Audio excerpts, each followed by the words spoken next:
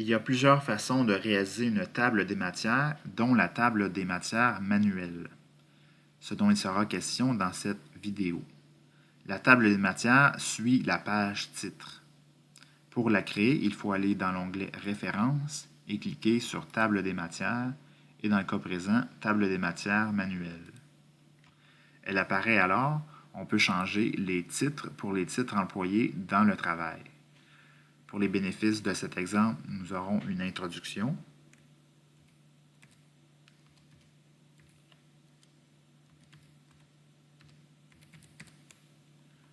une section du développement qui s'appelle Analyse.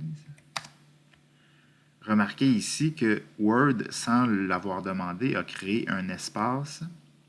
Comme on ne le veut pas, on peut annuler une opération de Word en cliquant sur CTRL-Z sur un PC ou Command-Z sur un Mac.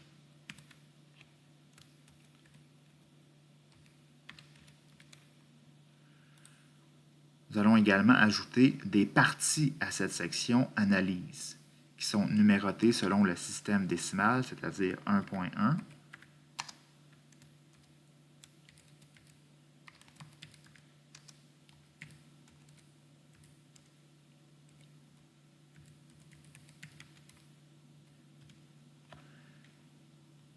Et nous allons ajouter d'autres parties dans cette même section en copiant la ligne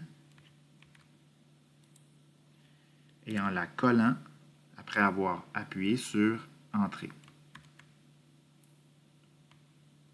Nous allons en créer deux autres.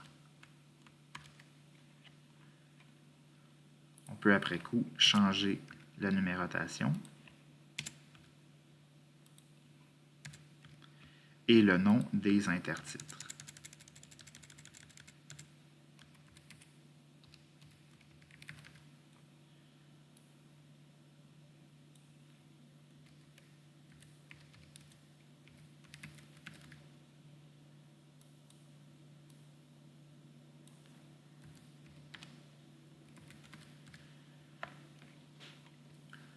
Pour cet exemple, il y aura également une conclusion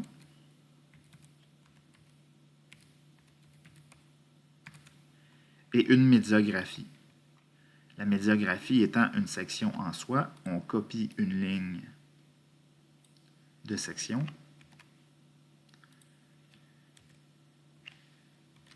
et on la colle.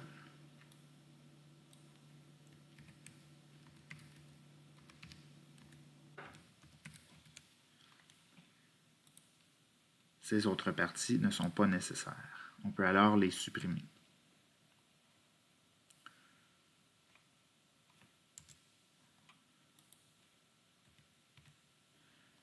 Une fois que le tout est complété, il faut procéder à la mise en forme de manière à ce que le texte soit identique à l'ensemble du reste du document, c'est-à-dire au niveau de la police de caractères, soit en Times New Roman 12,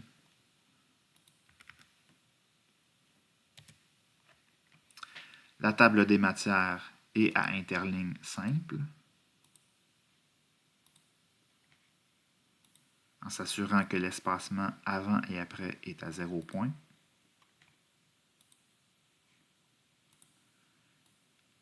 Le titre de la table des matières est en majuscule, en gras, de couleur noire.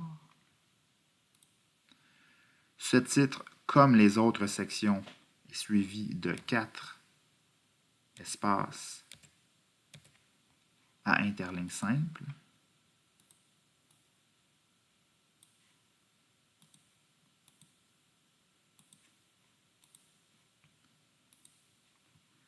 Avec l'espacement à 0 point toujours.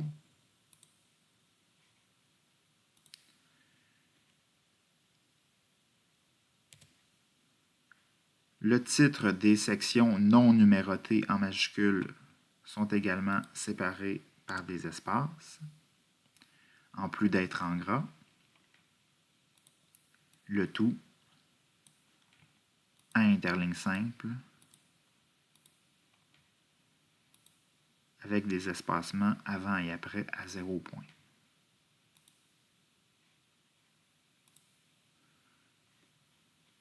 Nous avons alors une table des matières complète.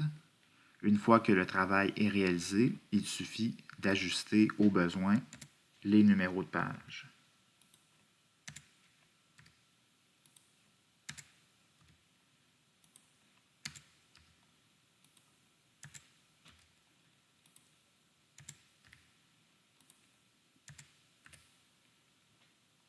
À partir de cette table des matières, il est possible de créer d'autres éléments en copiant au besoin des lignes du développement